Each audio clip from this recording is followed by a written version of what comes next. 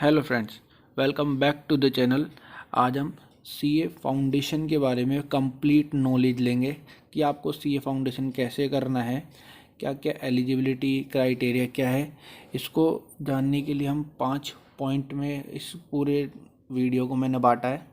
First point में आता है एलिजिबिलिटी, कि आप कब एलिजिबल होगे, रजिस्ट्रेशन कहाँ पे कैसे होता है, फ़ीस कितनी लगती है, सिलेबस क्या क्या है सीए फाउंडेशन करने के लिए, एग्ज़ामिनेशन कैसे होगा, उसका पासिंग परसेंटेज क्या क्या रहेगा।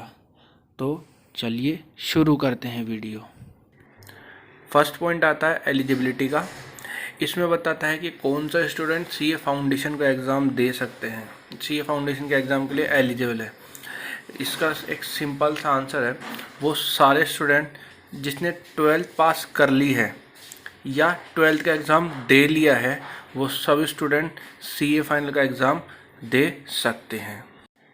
फिर इसमें आता है कि क्या आर्ट्स और साइंस के स्टूडेंट भी सीए फाउंडेशन का एग्ज़ाम दे सकते हैं। इसका आंसर है यस।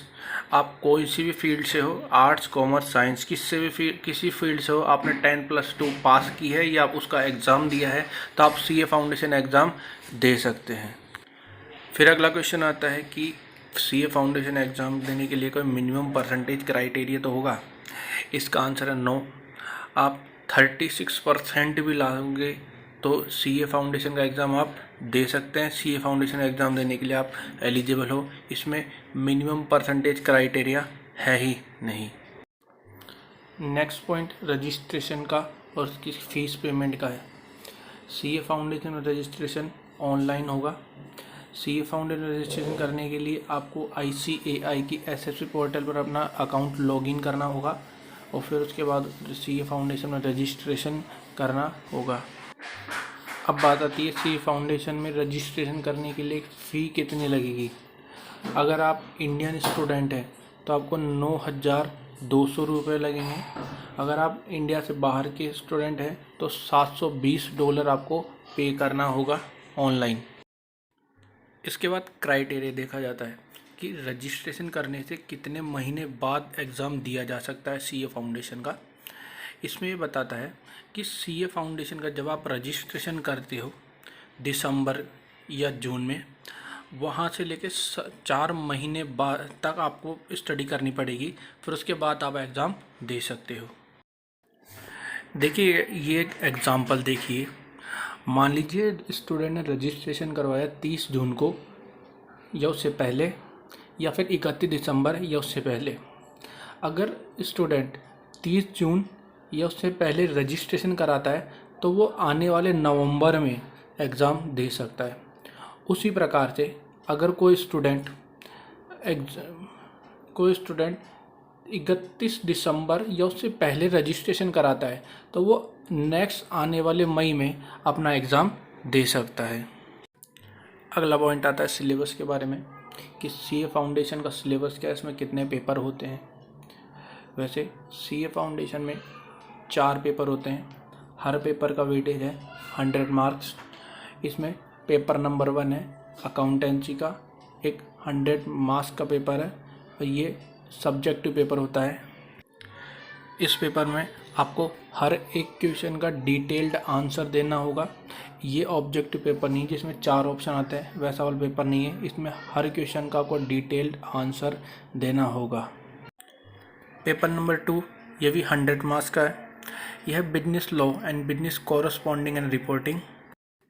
पेपर नंबर 2 के 100 मार्क्स के 2 पार्ट में बांट रखते हैं, जिसमें 60 मार्क्स का बिजनेस लॉ और 40 मार्क्स का बिजनेस कॉरस्पॉन्डिंग एंड रिपोर्टिंग है। मतलब पेपर तो आपका एक ही जगह होगा, इसका वेटेज अलग अलग दे रखा है। बिजनेस लॉ का 60 और बिजनेस कॉरस्पॉन्डिंग एंड रिपोर्टिंग का 40। इसके बाद पेपर नंबर 3 है business mathematics and logical reasoning and statics. ये भी 100 मार्क्स का है। इस 100 मार्क्स को भी 2 पार्ट में बांटा गया है, जिसमें 60 मार्क्स का दे रखा है business mathematics and logical reasoning को और 40 मार्क्स स्टैटिक्स को प्रोवाइड कर रखे हैं। आपको पेपर एक ही आएगा, उसमें ये वेटेज है 40 मार्क्स का स्टैटिक्स और 60 मार्क्स का मैथ्स का पेपर। इसके बाद लास्ट एंड फाइनल पेपर है जो पेपर नंबर 4 है, उसका नाम है business economics and business and commercial knowledge. ये भी 100 मार्क्स का है। जो पेपर नंबर 4 और पेपर नंबर 3 है वो ऑब्जेक्टिव बेसिस है, और पेपर नंबर 1 और 2 है वो सब्जेक्टिव बेसिस है। पेपर नंबर 4 को भी 2 पार्ट में बांटा हुआ है, जिसमें बिजनेस इकोनॉमिक्स है 60 मार्क्स का, और बिजनेस एंड कमर्शियल नॉलेज बता रखा है जिसको BCK बोलते हैं वो 40 मार्क्स का बता रखा है। ये पेपर नंबर 4 भी सब ऑब्जेक्टिव पेपर है। पेपर नंबर 3 और पेपर नंबर 4 ये ऑब्जेक्टिव टाइप बेसिस है, मतलब इसमें 4 ऑप्शन आएंगे आपको टिक करने के लिए। ये हर क्वेश्चन 1 नंबर का होगा, और इसमें अगर आप गलती करते हो तो 1-4 मार्क्स आपके कट जाएंगे। नेगेटिव मार्किंग भी इसमें दे रखी है पेपर नंबर 3 और पेपर नंबर 4 के लिए। अब बात करते हैं एग्जामिनेशन की। CA फाउंडेशन का एग्जामिनेशन मैंने पहले ही बताया था कि एग्ज़ाम CA फाउंडेशन का 1 साल में 2 बार होता है। एक होता है मई में और एक होता है नवंबर में। आप जैसे ही हमारा 4 महीने वाला स्टडी टाइम कंप्लीट करते हैं तो फिर आपका एग्ज़ाम लग जाएगा, ड्यू हो जाएगा। एग्ज़ाम देने के लिए आपको ऑनलाइन एक 1500 रुपये की फ़ी का पेमेंट करना पड़ेगा। ये 1500 रुपये की फ़ीस 9200 से अलग है।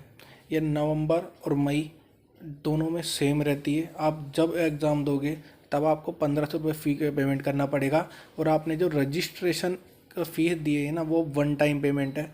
और जो एग्ज़ामिनेशन फ़ीस है, आप जितनी बार एग्ज़ाम दोगे CA फाउंडेशन का उतनी बार 1500 रुपये फ़ी आपको देनी होगी। ये एग्ज़ामिनेशन फ़ीस आपको सितंबर में और मई वाले एग्ज़ाम के लिए मार्च तक पेमेंट करनी पड़ेगी। इसके लिए ICAI अनाउंसमेंट निकालती है, उस अनाउंसमेंट के हिसाब से आपको फ़ी पेमेंट करनी पड़ेगी। ऐसे ही अनाउंसमेंट के लिए हमारे चैनल को आप सब्सक्राइब करके रखिए। हम बताते हैं कि ICAI ने कब फाउंडेशन के एग्ज़ाम के लिए एग्ज़ाम फॉर्म रिलीज़ किए हैं और कब नवंबर वाले एग्ज़ाम के लिए एग्ज़ाम फॉर्म रिलीज़ किए हैं।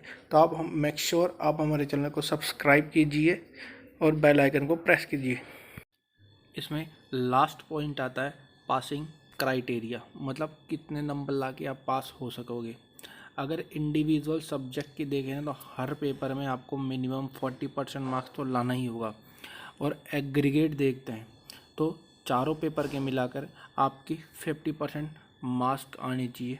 मतलब 400 नंबर का पेपर है तो आपको मिनिमम 200 नंबर चारों पेपर को मिलाकर आनी चाहिए एक ही एग्ज़ाम में, एक ही बार बैठने पर। तो फ्रेंड्स, हमें उम्मीद है कि आपको ये वीडियो अच्छी लगेगी। अगर आपको वीडियो अच्छी लगे और थोड़ी सी भी आपके लिए हेल्प हो इस वीडियो से, तो प्लीज़ आप हमारे चैनल को सब्सक्राइब कीजिए, वीडियो को लाइक कीजिए और उन सब स्टूडेंट तक शेयर कीजिए वीडियो को जो CA करना चाहते हैं 12th के बाद। और हमारे चैनल को सब्सक्राइब कीजिए, बेल आइकन को प्रेस कीजिए। Thank you.